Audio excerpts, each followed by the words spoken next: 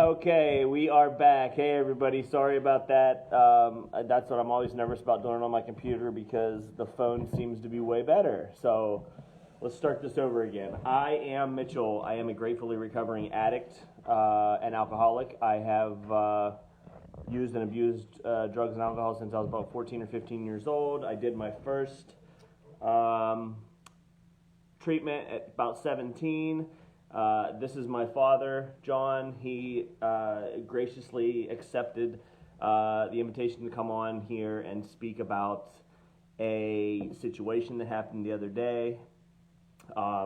Just to get you guys caught up, though, what I was saying on the other video before it all cut out was he's been my dad and my mom have been there throughout my addiction when it started when I was young, and I went to my first treatment at 17, which is an outpatient. Then I spiraled kind of out of control and moved away at about 21. I was kind of out of sight, out of mind from my parents, even though I still exhibited a lot of the same behaviors. I couldn't hold a job. I never had enough money because I always spent it on drugs and alcohol. I would always ask for money and ask for things throughout my young adult life. Then I moved home and started to take over the company business, and I was married to Anna at that time and quickly spiraled out of control. And I've talked about this before on here with the added responsibility and the money that was coming in. I quickly spiraled out of control into the worst parts of my addiction. I went to my first inpatient treatment in 2017, October 31st, and then I'm still clean from my last treatment, which was November 5th, 2018. So I'm 2 years and about 3 months clean. And I came on here yesterday, I believe it was, and just gave a little background on a situation that happened. I'll set that situation up, and then I'll let my dad explain what was going on in his head and kind of his mindset for it and the fears and the trauma and stuff that it all brings up with that. So I went to Lowe's the day before. So that was probably Thursday. I went to Lowe's, it's Saturday. Thursday I went to Lowe's. I stayed up Thursday night, kind of late, watching some shows. I slept in yesterday morning. When I did get up, my dad approached me with some concerns that he had. We talked about it, and then I went on and did a live yesterday. So that's what happened. That's what sparked me asking him to come on here, and he graciously, like I said, he could have said no, but he said yes, I will definitely do this. He said it would actually ease his mind too, and we know that the connection that we have helps other people, and anything that's going to help another person coming after us, he's all for going and doing. So that being said, Dad, for the second time, what was going through your head whenever, pre you talking to me, maybe when you were talking to me, and then after that all happened? Well, yeah, Mitchell left that night and went to Lowe's or wherever he went. I don't know. It was Aldi's or someplace, and it was a while, but it's a ways, and it wasn't a lack of trust. It was just a haunting bad feeling, like something from the past was sneaking up. So I thought about it. Then he came back, and then he stayed up real late, and then he slept in the next morning, which are all things that he did on a regular basis when he was using. I mean, those are all triggers, every single one of them, not just any of them will send me off, and so I thought a little bit, and I said, well, I'm not accusing you. I wanted to try to be very careful. I wasn't accusing him of anything, but I just wanted him to know what I felt like, and that it's actually embarrassing for me to feel like that, but I can't stop it. It's all the trauma of that many years is pent up in little triggers like that happened, and I think that's perfectly normal. I mean, at least it is for me. But I know about a year ago there was another issue came up, and I said to Mitchell, and when I stopped and I said, Mitchell, this is what I felt, and he graciously accepted it, it like lifted a brick off my back, you know, because it's really hard for the family to separate the person and the addict. You know, you can love the person and hate the addict, but they're all in the same body, you know. It's really hard, and those things that were bad are there forever, you know. I mean, it's just, my little granddaughter had a bee bite on her finger, and today, if you ask her about the bee bite, she'll say that's there. You just remember the pain, you know. Yeah, I don't know why. Trauma, yeah. You just remember the trauma. It's just bad. So, it's good we talk. We get along real well now, and we had our difficult times for many years, and For sure. some of it was trying to deal with the addict like he was my son, and trying to deal with my son like he was the addict, and getting that all messed up. And on the other hand, he would treat me like the addict. So it was not it was not fun at all. And I tried to be upfront with him whenever he decided to go to treatment each time, and tell him that, you know, that I felt, and I don't know whether he remembers this even, you know, because you're a pretty bad way before you went to treatments, that you know, you were my hero for doing that. That it takes an heroic amount of drive to confront the devil that's inside of you, you know. And I know that. I know it's hard. It's hard to do anything, you know, like that. But it's so hard, and it's such a big habit that it's ingrained in you again. And so anyway. Yeah, and I think so. I mean, it's good points, you know. And we did butt heads for a lot of times, from 14 to 37, in and out. There was a lot of good times, but a lot of you know, when we were next to each other and in the same house, it was tough because the addict was usually there a lot.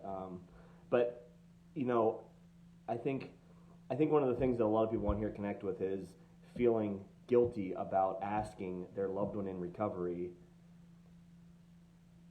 to explain a little more, right? It's that because you said yesterday, you said, I'm sorry that I feel this way, but I do feel this way.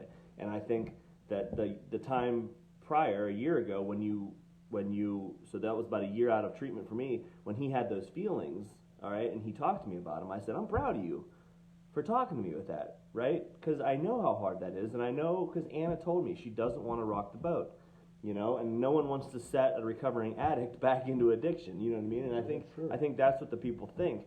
So even yesterday, right? So I've been in recovery for 2+ years, and you still felt guilty that you felt that way. And I think that's the interesting part, because that's the trauma, because my dad knows I'm doing well. But I think when that trauma door opens in your brain, you think the worst of the worst. And if you don't ask me, you would have just stewed on that, right? I would. Once we talked and we had a couple minutes, and I told him, explained to it, and he thanked me for doing that, it lifted a weight off my back, you know? For sure. And it didn't mean that this will never happen again, but if it does, I'm going to bring it up because it makes me feel better right away. That's right. And it makes me realize that I am talking to Mitchell. Yep.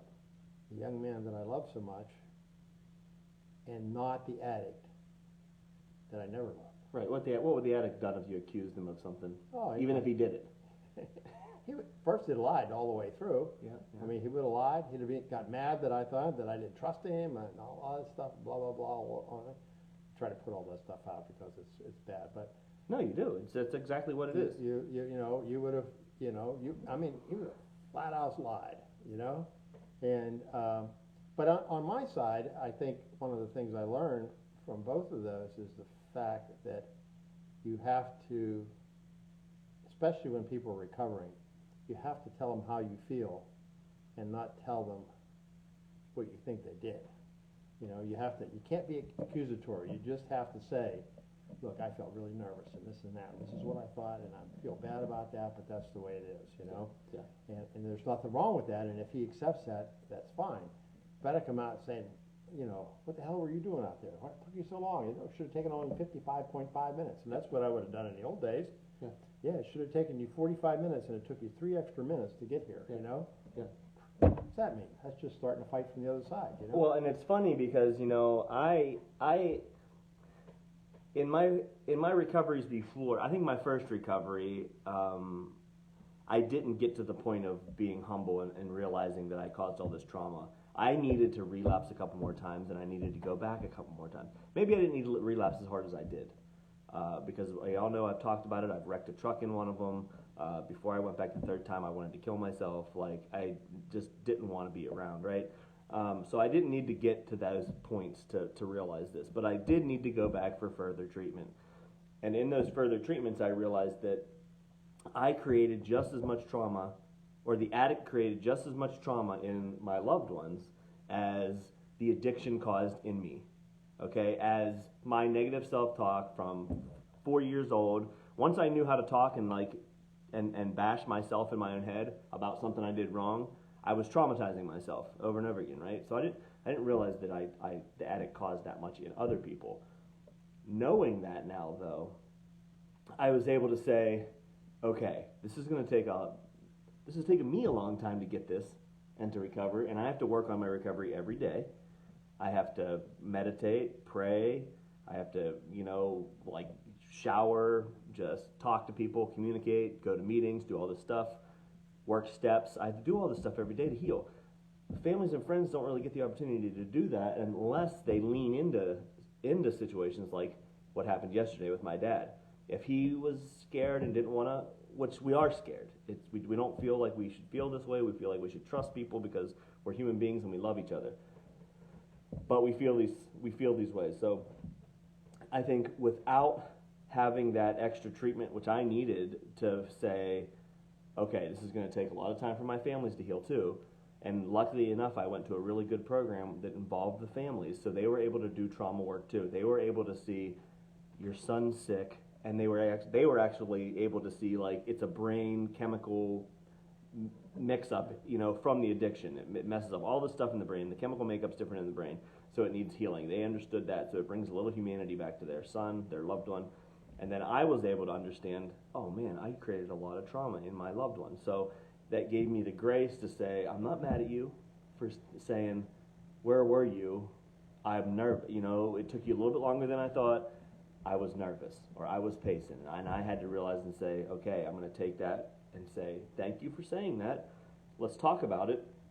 And then we both grow in this journey together. And I think without you growing and learning that you're supposed to rock the boat a little bit whenever we're in recovery, because you need to get those feelings out, and me learning that I have to let the families get those feelings out and not snap at you, because that's what the addict would have done. I think without those two sides happening, that we wouldn't be sitting here today doing this video for sure.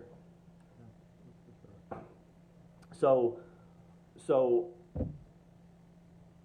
going back to early recovery, or not early recovery, early addiction, me and you butted heads the most.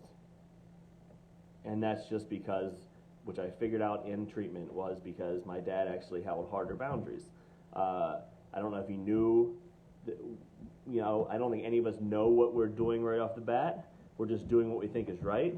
And, it was like, if I get arrested, like, I did it, so I need to pay the consequences. I need to do this stuff. I, can't save you all the time. No one's perfect, and the addict was a very good liar and manipulator, so I've worked my way in all these angles when I was younger. But that grew into a self-taught hatred that I thought I had towards my dad, right? And we were talking about this today in the car, is I carried that for 20-some years, and I didn't realize that Mitchell, his son, didn't hate his father. The addict did. And I realized that whenever we were on a family session, and he said, Mitchell, I was doing the best I could. There's no manual of raising a family. There's no manual on raising an addict, or an alcoholic, or anybody that has a learning disability, or whatever it might be. There's no manual. And I was able to, my third treatment, is to realize and say, wow, I'm doing the best I can right now. I'm the same age as my dad was when he had kids. Like, I don't know what the heck I'm doing right now. So there was some commonality about that, so I was able to empathize with my dad when he was 30-something, because I didn't know what the heck I was doing, and I'm 30-something. So I think finally I was able to see that you were doing the best you could. So that being said, what were some of the feelings like back then, if you can remember? Because it's been 20-some years, 25 years, 22 years. But like, you know, that first time I went to treatment, and you found drugs in the house, and what are some of the things that go through your head as a parent of a young teenager, and like, how did that manifest? How did you feel the best way to help was, and what do you think you did right? What do you think you did wrong? Just Well, we didn't know what we were doing. We were afraid. It's the way it is. It's life. Yeah. I was telling Mitchell in the car today that we view our kids, and this goes back for millions of years, that this race has progressed because we care about our kids and we try to keep them from being hurt. You know, so you try to, you see something and, you know, they fall down, you put a Band-Aid on it, do this, you know, and then something's happening that you don't know what it is, you don't know how to fix it, you know. It makes you very angry. It makes you very scared. I'd say, I don't want to speak for my wife, but I know for me, and I'm probably for her too, we were scared to death half the time. I mean, no parent, I mean, I thought sounds weird, but I think most parents do that. You know, I said it many times, please, Lord, let me die before my kids. You know, I want them to live. I want them to be happy. I want them to have a family. I want to have kids like they do. I want them to have all that stuff, and I could see this going in the garbage can. Mm-hmm. And it just was terrible. And it was just like just as bad as if you saw a kid with a knife and he's going to cut himself. You know, you're going to hurt yourself. And there was no way to stop it, you know, at all, you know. I mean, it was terrifying, you know, and we've learned a lot about being open, but there was nobody to talk to about it, you know. Did you feel shame and guilt? Did you feel shame and guilt about that? Maybe it was something you did or didn't do. Yeah, what did we do wrong? What did we do? No, right. You know, right. You know, should we have gone camping more? Should we done it? And it's not things. Right, it really isn't things. No. You know, I mean, you know, because I was thinking about this today too. You can smother children. You can't prevent them from getting hurt all the time. You just have to make them little ones, not big ones. You know. Yeah. But you can't prevent it, and every parent knows that also. So the hardest thing is kind of finding out a way to help, and not, and be kind to yourself as well. Yeah, it's really hard because you feel like you're a bad parent. You know, yeah, I get it. You know, yeah.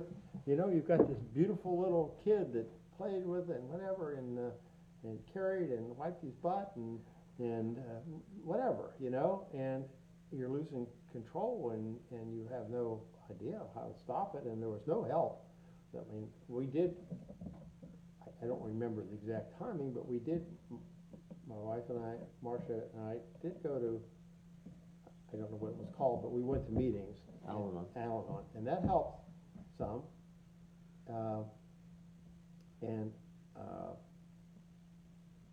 Maybe we should have gone more, but it got to the point where it was kind of, to me, it felt like a rut. We were saying the same things over and over again, and there was no. Well, and you had other kids. Oh, yeah, we have family. You have work. We have everything to do. You know, you have a young family. Right. You got your balance. Mouths to feed, mortgages to pay, business to run, families that depend on your work. You know, so you had lots to do, and that's not an excuse. It's just life. There really wasn't anybody out there. I mean, the people at the lodge you went to, what's the name of it? Alpine Lodge, started explaining why this happened, you know, what the chemical imbalances are, and you know, and all those things. I mean, half the time I just thought you were trying to be a butthead, you know. Yeah. And you know, and that you would do something just because it's contrary to what we would do, but it wasn't, and it's different. It doesn't make it any better, but it's different to know that there is a Mitchell and that there's the devil. Yeah. And there are two different pieces. Yeah. But you got to speak to them through the same ears, eyes, and mouth. Yeah. really hard because we're not used to that. Yeah. Used to that. Yeah, and I think, so like what I'm getting is, and I'm just a new parent. Me and Anna are new parents, and like I'm getting it. I'm getting it now. Like I think until you experience it, I'll do anything for that little girl, and I know that I won't be able to control what she thinks about herself. I won't be able to control who she hangs out with or what she does or what she grows into. I can just be there for her. And I think you guys were there for me as best you could, and with the knowledge you had about addiction, and I mean, I wasn't telling you what was wrong with me.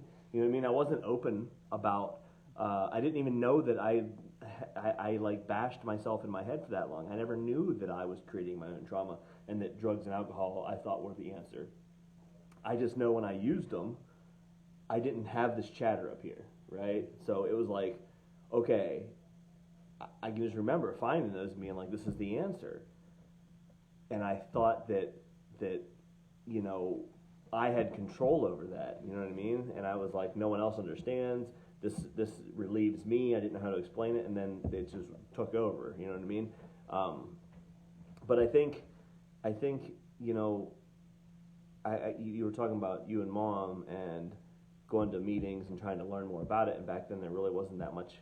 I know the outpatient I went to didn't really have a family thing. I mean, they had family groups the one time, and I remember the one family group that they asked if I'd share the board of substances I used, and it was at pretty much every substance that there was. And I remember my family just crying because I'm 17 years old and I've used every substance that there is, right? And they didn't know any of that, so I was hiding all that stuff. So that's so tough. And I want to just ask, like, it has in getting all this stuff, like in trying to help your son, in trying to understand everything, and trying to raise, another 3 kids, and your marriage and business, like, just the struggle that is there, like it had to put a strain on just your mental state, right? Sure. I mean, it probably occupied a lot of your headspace, right? Uh-huh. Yeah, it was. I mean, it was just, you just thought about it all the time, and we didn't talk about it a whole lot. I mean, because we didn't have any answers, you just didn't know, and until recently, like in the last 2 or 3 years, we never thought about addictions. We never thought about the addicted. I never thought about the addicted personality could span all the different drugs. We just thought, well, it's either alcohol or marijuana. We were naive. We didn't even know some of that stuff was out there. But it never even occurred to me that it's an addiction that's a problem, and it's not the particular thing. Yeah. It just never occurred. And not till we went to talk to, we were talking, and we went to these other meetings, and we did some of that stuff that we kind of got that it's a brain, it's imbalance, it's a thing, and it doesn't make a difference.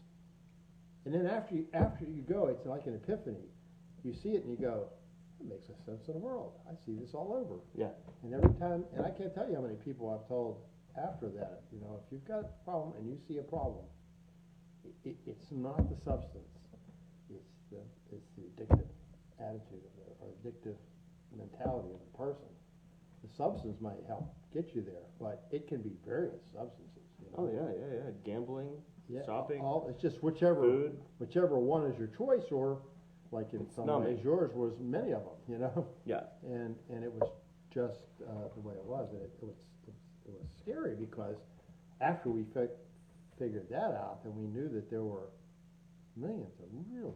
hundreds of really, really bad stuff out there, Yeah. It wasn't just some alcohol and some marijuana, and we tend to think of those as just kind of like everyday stuff, but they still feed the addiction no matter what. Yeah, for sure. And there is no good drug, bad drug, less evil or more evil. They're all bad.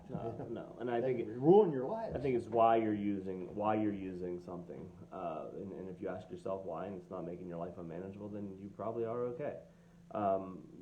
And I think that. So, let me just ask, in the last couple years, what's the biggest thing that's helped in your recovery from having an addict son and the addiction behaviors? What's helped the most in your life the last 2 or 3 years since I've been on a journey of recovery? Well, I'll tell you, the one, you alluded to it a minute ago, but the one thing that started was it was when we had, that counselor had us into a one-on-one session. And I said, I just was doing the best I could. Was it Julio? Yeah, Julio. Yeah. It was just that I was just trying the best I could. There's no rules. I didn't know anything. Just trying to do the best I could. And I don't know whether you did it right then, but sometime very soon to that, you acknowledged that. Yeah. That was something that you never thought about either, And I thought you were out to get me. Yeah. and you're just trying to do the best you can, and that's all God asks of you, is to try to do the best you can, And when you acknowledge that, somehow then I thought we were going to make it. Yeah. I don't know why. That one session, that one phrase made, and it could be for anybody, it wouldn't have to be the same thing, but for me to realize that I did the best I can, and for you to accept that was a big step. Yeah. It was a huge step, because after that, everything was, I'm doing the best I can. Yes, I know you are, Dad. You're doing the best you can. I know that, Mitchell. And we've had that ever since. Right. And I think that's been huge for us, And I think with anybody, that's all you can say. I did the best I can, nothing else. And you still can beat yourself up because you didn't do enough, but you don't know what enough is. You just don't. There is no classes. Yeah, no. That's not good English, but whatever. Yeah, I know, and I think that's fair to say. Is whenever you find that commonality between you and the loved one, whoever's struggling and whoever's the codependent or the loved one that's battling, in the same arena as the addiction or the alcoholic or whatever it may be. You have to find that commonality in it and just realize that all the crappy things that they're doing or the addiction's doing is not intended to be hurting a bunch of people. It's just, it's the byproduct of addiction is wreckage. You know what I mean? Like, it's not this thing, I'm going to wreck your life and wreck your life and wreck your life. It's just, I'm going to do these drugs and I'm going to get them as much as any way I can, and it's going to wreck everybody's life. You know what I mean? It's the byproduct. So I think the biggest thing for me was having family understand, like, that I wasn't trying to, hurt them. I wasn't even trying to hurt myself. I was doing the only thing I knew how to do, and that was use. And I didn't even know why I was doing that. It just was. It just was what it was. You know what I mean? I was just so in depth that I didn't know I was numbing. I didn't know I was doing this stuff. It was just I needed stuff to function every day. Uppers to get up and stay up for weeks at a time, and alcohol to go to sleep, and then it'd be time for work again. You know what I mean? And it was just this vicious cycle. And I know there's a lot of trauma that I created in there, and I think what spurred this video is the talking about that trauma. So other than when you feel a certain way, how do you deal with those things when they come up? Like, do you ever find yourself thinking about situations from the past, or do you try to just move on to stuff in the present and the future, or is it usually whenever me and you are together that you have things like the other day, or do you think about some of the terrible things that the addiction has brought to the family?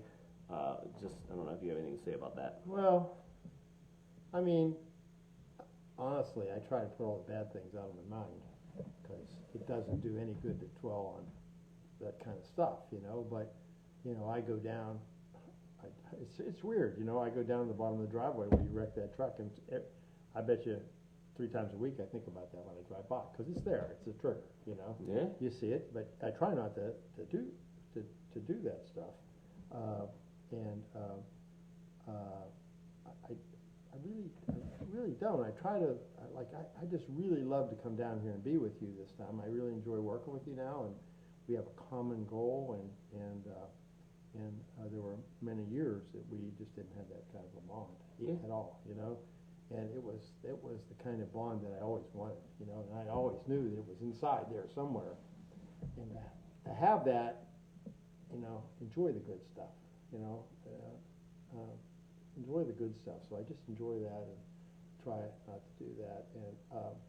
And when there's a lot of friends that I know, 5 or 6 or 8 or 10 or whatever, not like millions, but that have something creep into their life, and I talk to them right away because you know, they don't know where to go, they don't know what to do, and offer. And I don't tell them what to do. I just tell them that there's help available and you can do this, and if you got to go to a place, you know, here's the people's names and whatever, you know. But I try to dwell on the good stuff, and I try to make it feel better, and I just don't want to remember those days if I don't have to. And when they sneak back in, I don't like it. Yeah, so for sure.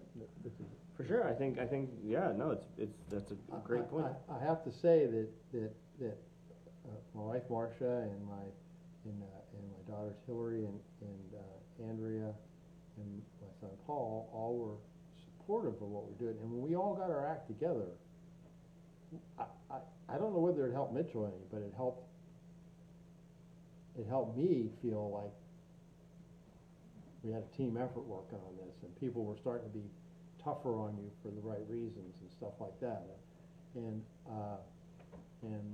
that was really hard. I mean, there were a lot of tears and stuff, and I still remember, you know, dealing with those issues, but we got harder about it because we knew that was the only way to save your life. And I do feel, you know, and Anna took a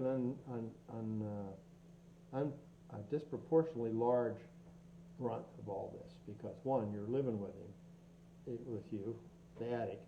Let's call him the addict and you Mitchell. Yep. She was living with the addict, and nobody else could get in. So we would go to her and try to get in, and that hurt her a lot. That put pressure on her that she was probably not capable of handling. And I know that I feel bad about that.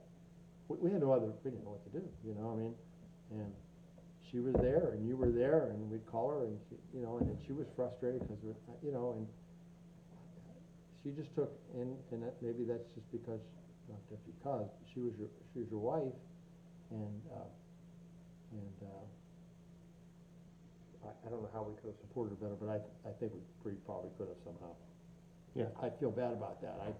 I know well, that and I think Anna threw a lot of stuff from our side trying to get at you, and it wasn't working. Yeah, I think that's a super great point to make, is that we just, when we don't know what to do as human beings, and this is not me speaking as the addict or the addict in recovery, the son, whatever, it's just when we don't know what to do, we grasp at straws and we grasp at anything we can and try to get in and try to make things, and try to understand things. You know, I mean, everybody can always do a little bit better. We're always doing the best we can at that moment. But I mean, I think this right here, talking with people and sharing that, hey, you know, an addict comes on here and sees something, I feel that way. I'm an addict in recovery too. I connect with that. So a parent comes on here and connects with you and says, I felt that way. Connects with Anna and says, I felt that way. How do I support this person better? How do I do this better? And I think that, you know, with the family support in the rehab I went to, you know, my family was able to say, oh, I can hold better boundaries, you know, and boundaries are key. My dad held stronger boundaries than my mom. So, Mom, you're on here, I'm sure, and you know, because my mom would do anything for me. My dad would do anything for me too. But there's different degrees of what I'm going to do for this person, right? When I was treating my family like crap in addiction, I did not deserve any kindness. And now, like my dad said, he's still looking at his little boy. So it's hard to not help, right? But the addiction, yeah, I think the biggest thing is I've taken out of like what helps, and this is me in recovery now, is I need the hardest boundaries possible. If I'm stealing money from wallets, if I am stealing alcohol from the house, if I am stealing money from the company, I am not welcome at the house. If I cannot pass a P test, I am not welcome at the house for family functions. I am not going to get paid for dinner if I go out with the family. I'm not going to get asked to watch the kids. I'm not going to be able to drive the company truck. I'm not, you know what I mean? These are all things that me knowing what the addict is capable of says you cannot give me wearing the addict suit, because Mitchell's going to be looking at you, right? Saying, give me this, I deserve this. I did this work, give me this money here, I didn't take that money there. That's all going to be coming out of the same face. So I think that's the hardest part for families and friends to get, is that we want to help that person, but I think look at the behaviors, what's in front of you, right? So most of those times when the addict was in front of you, holding you hostage emotionally, verbally abusing you, lying, manipulating, he just didn't deserve anything, no money, no handouts, no nothing. And I think, you know, it's got to be hard, and I'm sure I will experience more of that firsthand as I am a parent and just with other degrees of other things that go on, you know what I mean?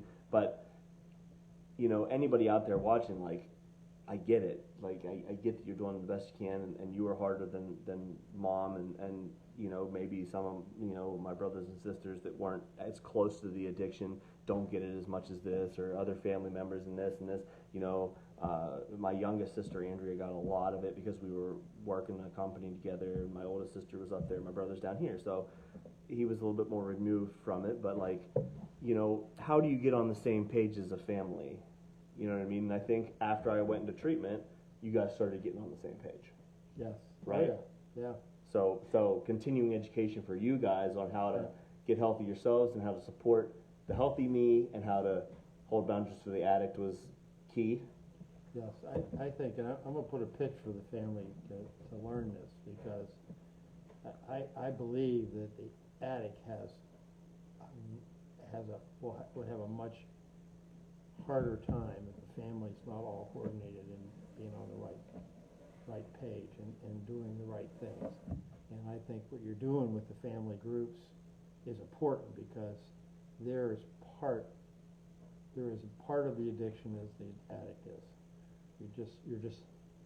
You can't separate it. You can't separate all that stuff. You know? Right. And the families need to know how to do it and how to join together and how to talk to each other and say, okay, what can we do to make this happen, and support each other whenever one person is maybe doesn't want to hold such a strict boundary and the other one knows, and they got to come and compromise and know it's for the good, you know. So right. I think your family groups, support groups, are very important, and I'm sure for somebody just starting into this is totally lost and just like we did with you, I think. Right. All right, and I think the default there is that if everybody's not on the same page, and it is varying, right? It's just like training a dog, or like whenever it's parents co-parenting or whatever. If you're on the same page, the training goes way easier, right? And it's almost that same thing. If everybody in the family's on the same page and this boundary is this boundary, it makes it harder for the addict. The addict's going to spin out of control. The addict's going to have to lie and steal and steal from the wrong people, maybe get arrested, but it's going to save their life, okay? It might stop them from driving under the influence and killing somebody and being in prison for the rest of their life. So you got to think about that. Hold this boundary and feel uncomfortable. Give the addict what they want, and they could possibly hurt themselves, kill themselves, or somebody else. You know what I mean? So I think it's looking at this bigger picture, which it's hard to do because we kind of predict the future by the past, and that never works out. So it's like, how can we get on the same page? And if we're not on the same page, like you spoke earlier, no one knew what to do because the addict treated you differently than it treated mom, that it treated Andrea, that it treated Hillary, that it treated Paul. All different circumstances. So by treating everybody differently, they couldn't get on the same page, and that unfortunately moved all the responsibility to Anna, and that was very hard for her. You know, but with the knowledge that everybody around me and the addict had, everybody was doing the best they could. You know what I mean? And I think that's the biggest takeaway from I mean, that's the biggest thing that helped you. That's the biggest thing that helped me. And I think that comes with the communication like we're doing right here. The community, the communication, the service work, the getting out of your own self, getting on the same page, talking about things, getting vulnerable, and connection. All helps that empathy. And that empathy is what we need to see things the same way and to help and say, hey, this is the common good. Because without empathy, we can't have a common good because it's I said, you want this, I want this, and all that stuff. So I think, you're right. We all had to get on the same page. The family work is just as important as the addict working on themselves, wouldn't you say? I think so. I mean, it's like the addict needs help, and so they have their sponsors and people like that. The families, if they have a good close family, they're going to help each other some too, and I think it did. And we were all frustrated and whatever, and we knew we were in the same boat, pedaling in the same direction. We just didn't know where we were going, No doubt. And literally, we did not. You're talking about way back. We did not know even close that it was as bad as it was. Yeah. No, you did a great job behind it. What did mom always tell me whenever I was a kid? That I could lie better than I told the truth. Yeah, he could tell a lie that he actually believed it. From a young age, that was my first drug, was lying. Yes. So I think that this is a good live, and I hope you guys got a lot out of it. And I'm very glad that you decided to come on here and share about the situation and then about some feelings from the past, and hopefully we didn't bring up too much trauma, which I think we've worked through a lot of it. So yeah, we're doing good. Yeah, we're going good. Yeah. It's my little boy. That's right. And I think that the biggest thing for me to let you guys know is talk about it. Talk about it. If this happens with my dad again and he feels nervous about me being somewhere, I encourage him to talk about it with me. I might not even receive it as well as I did the other day, and I might be upset about it because maybe I didn't go to sleep at all that night. Maybe I'm like, you know what, get off my back today. But you know what? He's still going to talk to me about it, and eventually I'm going to say, now in my healthy brain, I'm going to say, I was a little short with my dad. I'm going to go tell him, thank you for bringing that up. Thank you for talking about that. 10 years down the road, that might happen. 20 years down the road, that might happen. But that's the thing. Trauma is never going to go away. It's just we move past things. There's always going to be that door that can open up anytime. So talk about it with your loved ones. Talk about it with support. Talk about it with your family. Move past these things and grow together. You have anything else you want to say to everybody out there? God bless you all. You're doing a great battle, and if you know anybody that needs help, just give them help, and just tell them to be strong. And it's really hard to be strong because you don't want to hurt your kids, but you're not hurting them, you're helping them.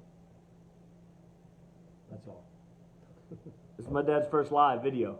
That's it. Facebook Live. So he just told me I had a Facebook page today. I didn't even know that. So watch out. Watch out. And Mom, I'm coming for you next.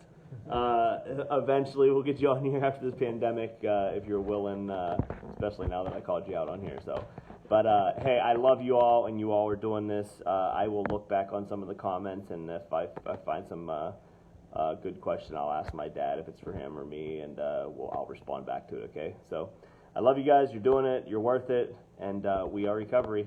All right. Bye.